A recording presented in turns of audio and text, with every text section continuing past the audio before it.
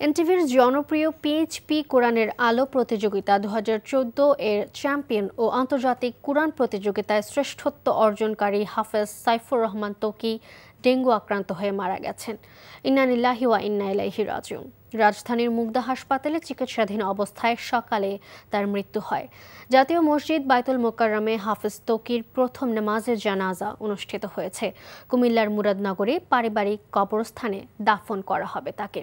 Apple শাহরিয়ারের report.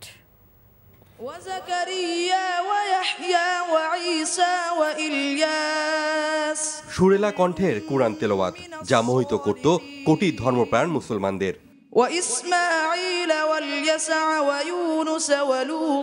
তার শোনা হবে না আন্তর্জাতিক কোরআনের পাখি হাফেজ সাইফুর রহমান ত্বকীর কণ্ঠে। ডেঙ্গু আক্রান্ত হয়ে মারা গেলেন 22 বছর বয়সী এ হাফেজ। কয়েকদিন ধরে শরীরে জ্বর বাসা বাঁধে। নারায়ণগঞ্জ স্থানীয় হাসপাতালে চিকিৎসাধীন ছিলেন। হঠাৎ অবস্থার অবনতি হলে রাজধানীর মুগদা হাসপাতালে নেওয়া হয়। লাইফ সাপোর্টে চিকিৎসাধীন অবস্থায় মঙ্গলবার সকালে শেষ নিঃশ্বাস ত্যাগ করেন তিনি। সুস্থ হয়ে আর বাড়ি ফেরা হলো না এ কোরআনের পাখির। তারে অকালে চলে যাওয়ায় শোকের ছায়া নেমেছে পরিবার পরিজন সহ আলেম সমাজে। তার বাবা দেশবাসীর কাছে দোয়া চেয়েছেন।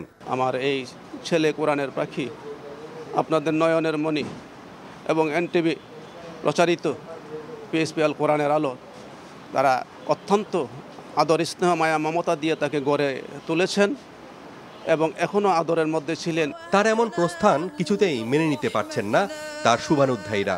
তাআলা যাতে তাকে জান্নাতুল ফিরদাউস দান করেন, এই কোরআনের পাখি যাতে জান্নাতে কোরআনের পাখি হিসাবে উঠতে পারেন।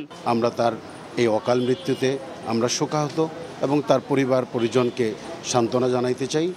বিশ্ববরেণ্য হাফেজ সাইফুর রহমান ত্বকীর মৃত্যুর পর তার মরদেহ নেওয়া হয় জাতীয় মসজিদ বায়তুল মোকাররমে। সেখানে বাদ আসর তার প্রথম জানাজা অনুষ্ঠিত হয়।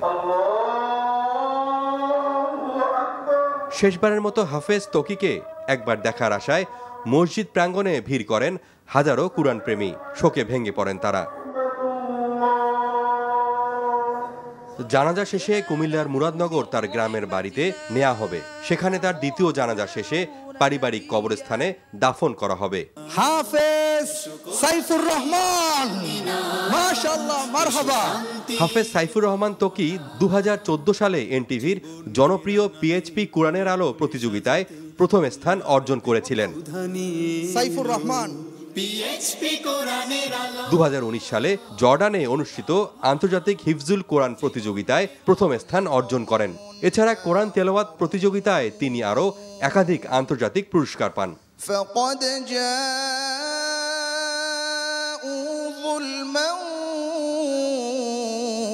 Apple Shahriar, NTV news, Dhaka. Bundle থাকলে প্রতি সেনমানিতে টাকা বাঁচবে। বিকাশ সেনমানি বান্ডেল কিনে জিতুন প্রতি লেনদেনে।